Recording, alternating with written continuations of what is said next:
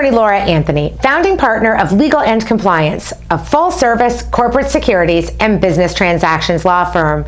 Today is the continuation in a Lawcast series talking about the Rule 15c2-11 requirements. On January 8, 2018, OTC Markets Group submitted a comment letter to FINRA related to FINRA Rule 6432.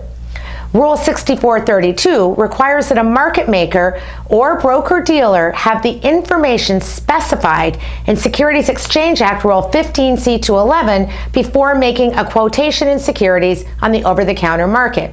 In the last Lawcast in this series, I summarized Rule 6432. On February 8, 2018, OTC Markets submitted a second comment letter to FINRA, this one related to FINRA Rule 5250.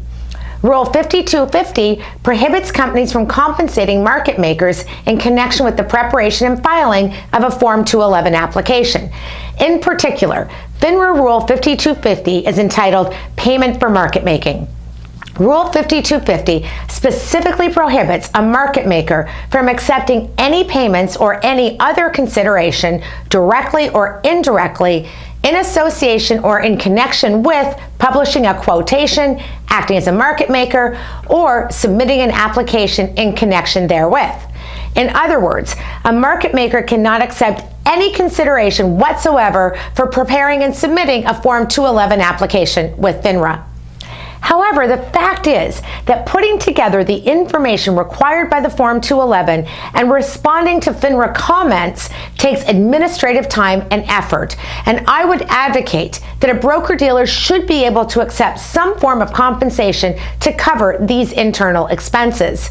Moreover, the Form 211 process has changed over time, becoming much more arduous for the submitting market maker.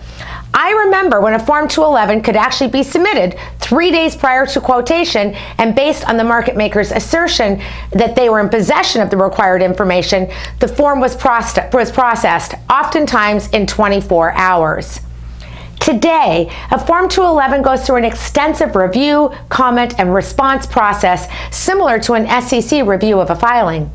The comment and review process is completed when FINRA either clears the Form 211 or refuses to clear the form. The market maker is required to provide FINRA with a copy of all information and documents in their possession, and FINRA reviews the information and challenges the market maker's position that the information is adequate. This process takes weeks at a minimum, and oftentimes much longer. I've even seen it go over a year. Since a market maker cannot even cover their internal costs for this labor-intensive process, fewer market makers are willing to engage in the process at all. I'm Securities Attorney Laura Anthony, founding partner of Legal and Compliance and producer of Lawcast. Should you have any questions about today's topic, please visit securitieslawblog.com and lawcast.com or contact me directly. Inquiries of a technical nature are always encouraged.